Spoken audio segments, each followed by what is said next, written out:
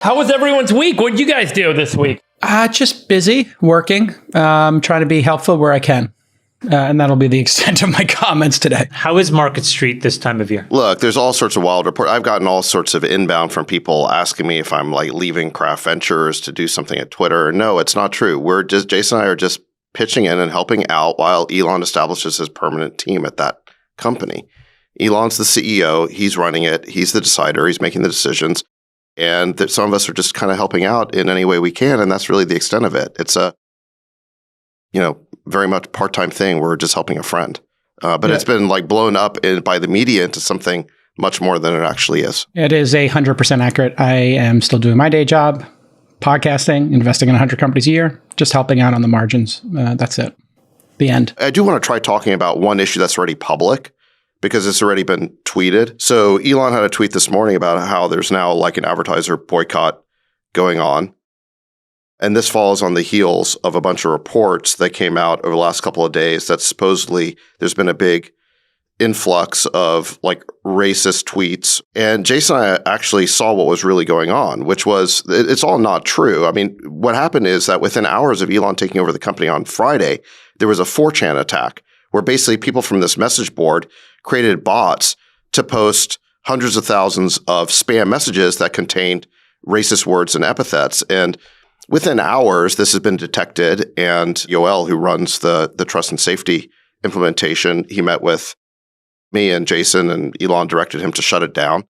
And Yoel actually posted a tweet storm about it. That's the only reason I feel comfortable talking about it, is because Yoel already posted the tweet storm, but maybe people haven't seen it, or they haven't connected all the dots here. But what's really, I think, unfair about this is that as you've seen, it's not like your feed was all of a sudden filled with racist things. These were spam accounts or bot accounts that were posting to 0 followers. They generally have 0 followers, or if they do have followers, it's other bot accounts, right? So they're posting racist tweets into the ether, so to speak. It's not degrading anyone's experience. It was shut down promptly. But then what happens is these activist groups, they're monitoring the fire hose, right?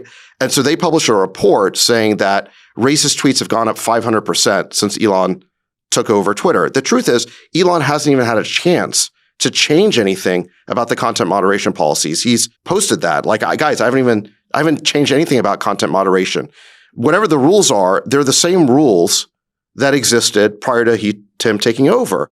And this is just an organized operation by people who want to create that report. So then these activist groups basically publish this report, they feed it to news outlets, and then somebody then takes those reports and then feeds them to advertisers, and you get a boycott. But I think the point here is that Elon didn't do this. This is being manufactured by people who are not operating in good faith.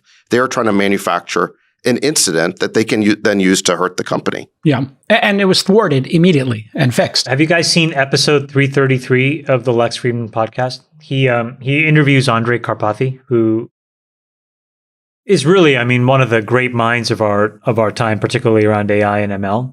And the question that Lex asked, which Andrej expounded on, which I think is really interesting, is what does the next generation of bots look like?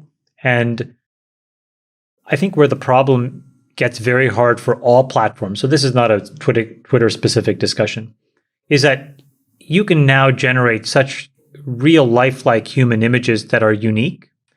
And you can also generate high-quality text through things like GPT-3 that's also, that can essentially push the boundaries of, a low-level Turing test.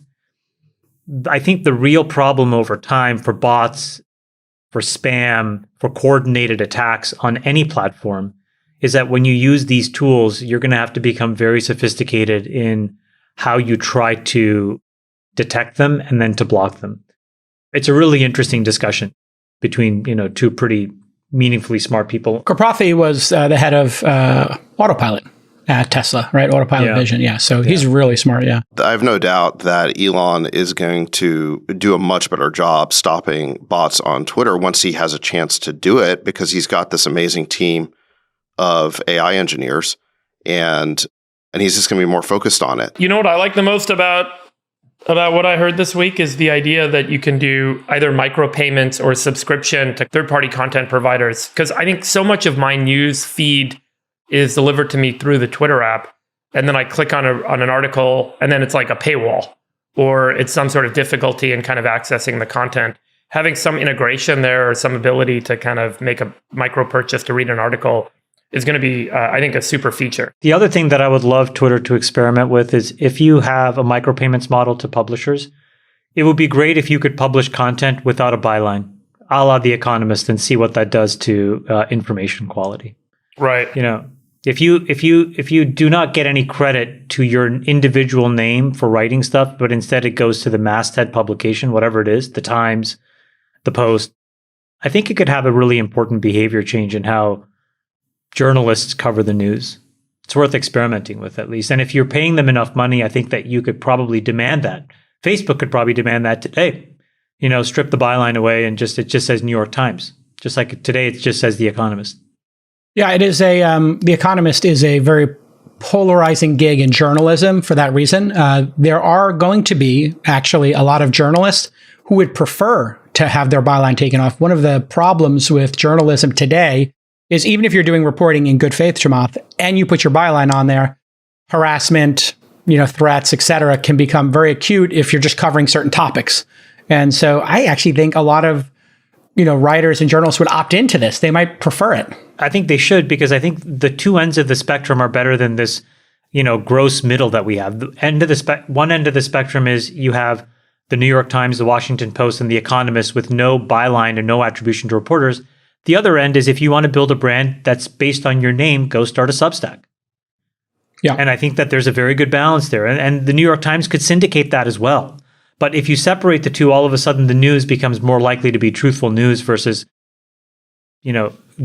well-disguised opinion. The other issue is, for readers, if you do choose to do a no byline publication, you're really going to need time to build trust and for people to understand what you're doing, because they will think you're taking the byline off in order to pursue a certain agenda, right? So that is the suspicion that can build up. The Economist has been able to do this over decades with trusted reporting, yeah. And Substack proves that you can have no reputation whatsoever, and if you're publishing great content, you can build a great business from scratch.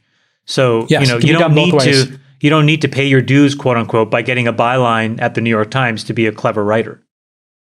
You can start that business today and get paid. So I think the New York Times should just focus on being the New York Times, and Substack should focus on individual people. And I think if you could clean up the middle, that would be much better for all of us. Anyways, I'm excited for you guys to help out and pitch in. I hope you guys do some good with it. I'd love to come back and use Twitter more often.